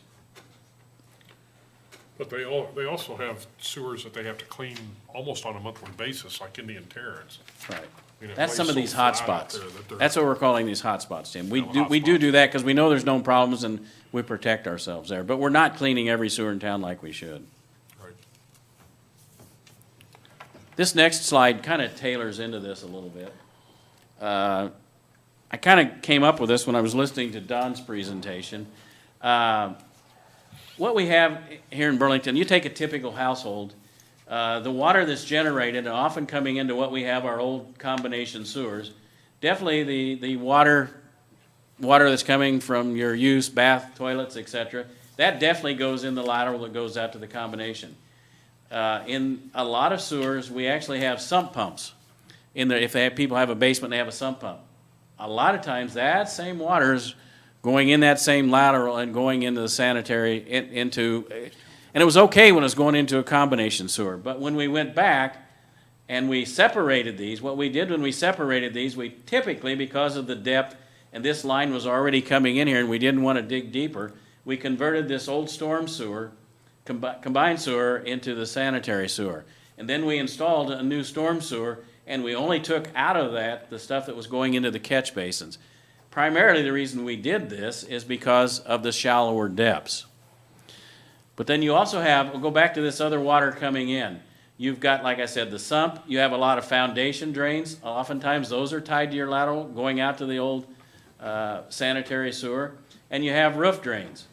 Typically, for instance, you might have seen when they were doing smoke testing with the Mazzle, and they did it with the other sewers, when you put smoke and you fill it in here, that smoke's going to fill up this lateral. And if there are roof drains, you'll see smoke coming out of the roof. I mean, not out of the roof, but out of the vents. Those we've actually, we've got letters getting ready to go out for the Mazzle to have people eliminate these. Whether they're reconnected after we verify that they're eliminated, I don't know. But you remember when Don was talking, as we've got our sanitary sewers, we have built-in collection basins, so when we get all the extra water, we can store it. Where we're getting a lot more water than those were typically designed for, and we're having, when that water comes in there, we have what we call a sanitary sewer overflow. And those are things that the DNR is looking at. And I honestly think that at some day, we're going to have to look at the sump pump, the foundation drains, and get those out of this lateral. I think that's something we need to look at, and I think that's something that DNR is going to probably force us to look at a little harder somewhere down the road. How far down the road? I'm not going out and asking them, but I do know when they come and they look and we have sanitary sewer overflows every year, eventually they know we're separating, but when they go back to the Hawkeye sewer and these are coming out of the Hawkeye sewer, there's some point in time that we're going to have to take a harder look at that. The state already mandates people that live in rural areas and that have septic systems, that they be inspected at time of transfer, and if they don't pass inspection, they have to be upgraded. And I can see that being a directive coming from the DNR for homes that are on city sewers in the not too distant future. It's already been brought up at the state level. It's been brought up to state legislature. Oh, that's coming. And didn't make it out of committee, but it's one of these years it's going to happen. It's going to come. I mean, other cities have taken a strong approach to this. I know Indianola even kind of goes back and provides some money to help this take place, I think, with the homeowners. But it's something, in my opinion, facing it. It isn't anything we're covering in this budget, but it is something I think that we need to be cognizant of and take a look at. The other area where you do get in water is sometimes you'll have cracks. Most of this old pipe is clay, and we know that clay tile eventually somehow gets damaged, or where these laterals come in, you're destroying the initial integrity, and some of them weren't put in very well, and there's water coming in there. And so when you got a groundwater table sitting up in here, that water is going to come into those sewers as well. Back to the sump pumps, people that put in new sumps are not allowed, right, by law or rule to do, they have to put them out in the yard. Right. Yeah, okay. Do you know, Eric, is that we don't really look at anything like that in time or anything, do we? Just through our normal inspection process. Okay. Something we noticed, but. Anyway. That one sometimes is easier to change than the foundation drains. Yeah. Well, I changed my foundation drains a long time ago because they were plugged and the water came into my basement rather than, so. So, but then when I you took that out. okay. Okay, moving on. Did it move? Okay. Next thing I wanted to kind of talk about in the budget is the road use tax. When we got the road use tax, that was a big help. Basically, when we looked at the FY15 budget, we had $150,000 budgeted annually to do a lot of these concrete repairs like you're seeing on agency here. When we put the FY16 budget together, I proposed increasing that from 150 to 160 and then adding $10,000 a year for the next 5 years till we got up to 200,000. When the additional gas tax came in last year, Jim actually took that 160 and bumped it up in last year's budget to 200,000. What we're proposing here is to continue using that at 200,000. And did it move? Okay. Here's Chris put together for us a lot of the things, for me at least, a lot of the things that we got accomplished this last year at these various locations. I think we got a lot more accomplished because we had material and dollars, and it was a big benefit to the streets. And I can't help but think somebody, or each of you in town, didn't see somebody. I know the stuff on Central Division, I saw a lot traveling, but we were pretty much all over town. I know some of you commented on the asphalt work on agency and stuff as well. But this is a big benefit, and I think that's a good thing. Well, concrete repairs were remarkable. Those guys done a great job. And they were fast. Right. Really, for Well, thank what they you. were doing. Yeah, I thought they it did was- a pretty good job all the way around. I They was done really great. pleased with that. We do have a good crew, a lot of good people there, and I appreciate hearing That that. is for sure. I do have some things with transit I would prefer not to discuss, but I think I need to discuss to bring you a little bit up to date. This is what's happening. Rides have been trending downward. The paratransit rides have increased. Fare revenue's been trending downward. Good thing here. Advertising's increasing. Vehicle maintenance costs are increasing. We've had no new buses in the last 3 to 4 years. Saturday service, which we talked about a long time ago, that is still operating a lot less efficient than the Monday through Friday, but it has improved. It has improved with everything we've done. The summer program was a big success, in my opinion. We got about an extra 6,100 rides. As I mentioned earlier, proposed a software record keeping to improve our efficiency and statistical recording. And another aspect in this year's budget is the transit drivers took a wage reduction 3 years ago, and this will be the first year that they're receiving that pay increase. This is to try to illustrate a little bit what's happened with the rides. This is a monthly 4-quarter moving average on the total rides reported each quarter. And you can see that trend's basically gone from a little over 55,000 down to 53,000 on a quarterly basis. Conversely, the disabled or the paratransit rides have been steadily increasing and increased a lot these last few quarters. What's that mean to our operation, if the slide comes up? Our total system, this is that same quarterly average looking at the rides per revenue hour. That's the hours that the drivers are out there driving. And that has steadily been declining as well, but that average is around 12. For instance, the Flint Hills route, that's probably one of our busy, steadier fixed routes, that averages 18.5 rides per revenue hour. Paratransit, on the other hand, only averages 2.7 rides per revenue hour. Really time-consuming for the amount of rides that we get out of it. Saturday service, like I told you, that's improved. When I talked to you before, that was right around 5.5 to 6 rides per revenue hour. And the changes that we've made, and I think it's about as good as it's going to get, does have that averaging up to 7 rides per revenue hour. Some things I looked at, why this little bump here, I think that had an influence from the summer rides. Remember, we got those 6,100 rides. Part of the reason this has also taken a decrease, 2 things I see. Because of all the paratransit rides that we have, we've actually had to bring in an additional driver for about 3 to 4 hours to handle all those additional rides on a daily basis. We were getting a lot of complaints. We weren't able to handle them, and that's just something we've had to do.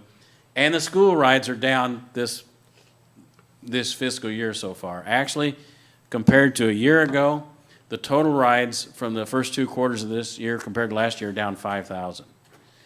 So I kind of wondered, why is that? And I think one of the reasons is the weather, believe it or not. I asked one of the drivers, he said, you know, when the weather's good, I probably on a certain ride have 15 riders per hour. When that weather turns nasty or cold, I'm usually 25 to 30. I think, in part, I don't know if that's total, but we've had a pretty mild winter, and I think a lot of people, instead of spending the money, may walk home, I don't know if gas has anything to do with people are able to afford more cars or do that, but definitely so far statistically, the rides for the students have gone, are down this fiscal year. Is the paratransit, that's Monday through Saturday, right? We have the capabilities on Saturday. We don't schedule any special rides. I mean, Okay, so that's Monday, so it's. Really typically Monday through Friday. We have an awful lot of people we pick up on a routine basis to go to the hospital and bring back. And one of the beauties is, and some of the issues kind of go back to the buses. Typically, we've got some buses when they're operating and we don't have a problem that'll hold 4 or 5 wheelchairs. That's a big blessing and we can increase our efficiency. But when those go down and we've got that many 4 or 5 people waiting, sometimes we'll have to send a second bus out there. Well, I'll be honest with you, I'm really not concerned too much with that number. It's kind of give and take, you know, but I'm just grateful that I don't have to use that service. And I will say, I'm not proposing it. We can, by rules, charge double for paratransit rides. I don't think that would be received very well, so there's no proposal for an extra funding source to do that. So I'm just saying we could, but it's not being proposed. Another area that's of concern is the vehicle maintenance. This chart really shows what's happened going back from 13. These are actual numbers. This is proposed. We've gone from 111 to 206,000, and the cost per mile has gone from 48 to, again, both of these have almost doubled. You're asking why is that? We have a series of new buses that were new at the time. These were these era buses, and a bunch of them were put together, and we've had a lot of vehicle problems with them. I think we've got 6 or almost half of our fleet is from that era. And we're having a lot of issues. We did get 1 new bus in 2012. We've had no new buses based on the funding that I'm seeing now targeted for FY16. I think will be scheduled for next year, and then that's why we're putting 2 a year. I mean, we may get more than that, but we've only got 2 budgeted. We did this last year, purchased 2 older buses, and part of that was a dual fold. One, we kind of didn't need them with all the others that were going down. And secondly, the way the funding formula works, I think we're going to get those replaced in a quicker fashion, unless they change some things from what I'm told. So, I mean, those buses hopefully will help us get some of the other buses replaced. On the buses that you had problems with, is that a brand of, I mean, is that a? It's kind of universal. I hate to say it. I mean, we had a lot of problems with heating and air conditioning this last year. Not heating, air conditioning in this past summer. Maybe explain what the ERA buses means.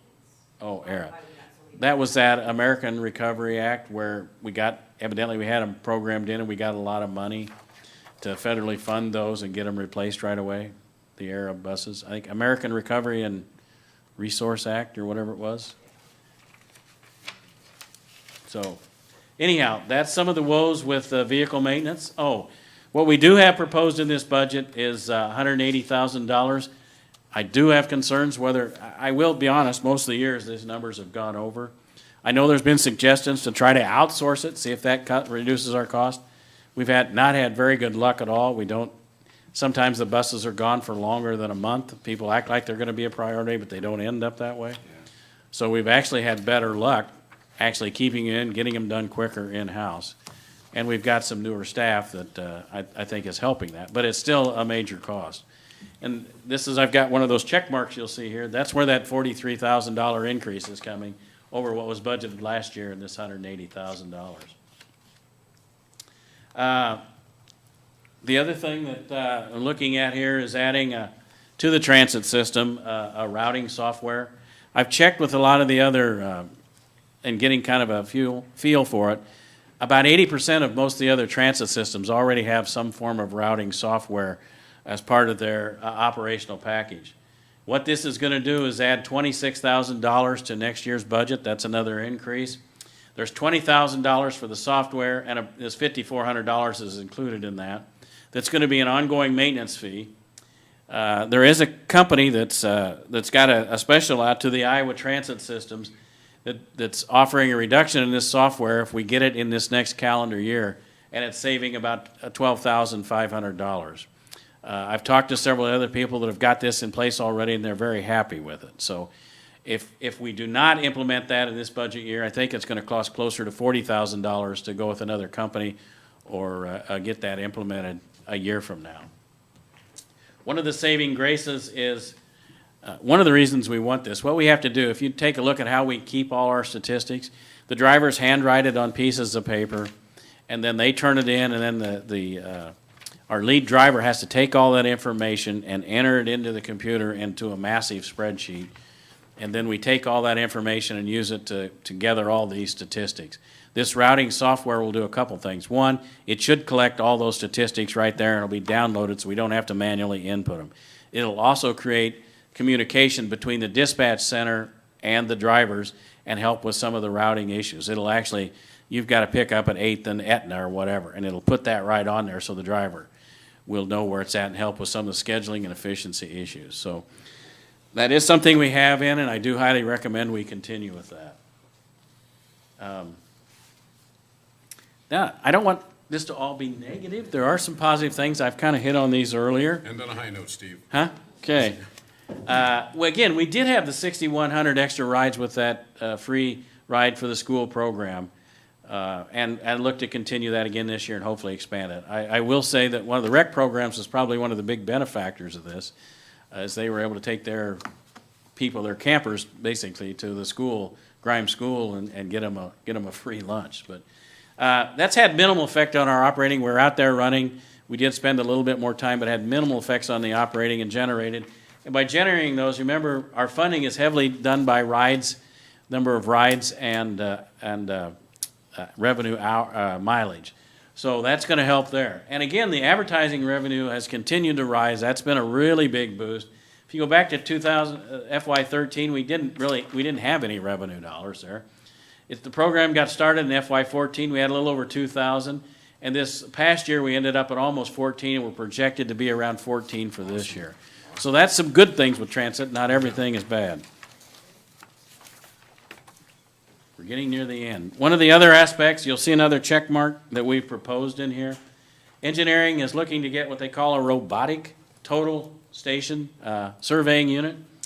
The existing equipment has outlived its useful life. We have difficulty obtaining spare parts. And this unit will allow one person to go out and do the surveying instead of two. And the costs are to be covered by the project's fees included in the engineering budget. Good. Running to the end. I do have some future concerns as we've gone through this. The first one relates a little bit to engineering. With the project list, we've got a very heavy project list of projects coming up. That doesn't mean we can't turn those over to a consultant, or we can do it internally like we have. So I don't know that we're going to have the staff to do it. Additionally, we have 2 employees that are scheduled to retire in the next 3 to 5 years. I've been working with Jim, and what we'd like to do is phase some of those replacements in a little early instead of waiting for somebody to retire. And I think that makes a lot of sense. And again, we're working a lot with Jim and Stephanie to make sure if we do that, we want to make sure we have the project dollars to cover that funding. Because when we don't have the project dollars, then the general fund has to absorb those project dollars. And we've made great strides over the last couple of years, and I think we're almost there, but that's something we're looking at. There are some capital projects not funded. We had the emergency generator in for the auditorium. That's been taken out. We've got a sewer master plan that was previously in. That's been taken out. I've talked about it and didn't include anything. We don't have anything if we're ever going to look at replacing the auditorium floor. One thing that was not put in, but eventually we need to replace the cameras that are on the existing buses.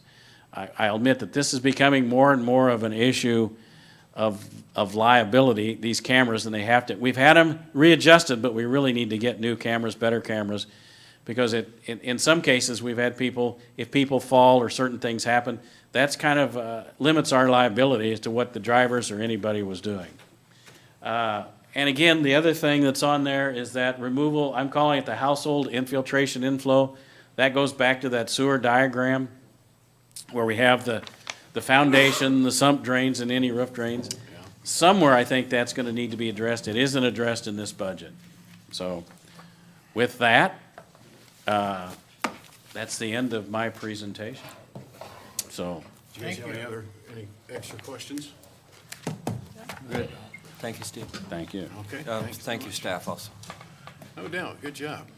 All righty, that closes us out for tonight. Thank you, all you folks out there in the audience. You lucky people. Thank you, Mayor. Thank you, Council. everybody. Good Mayor, job. Mayor?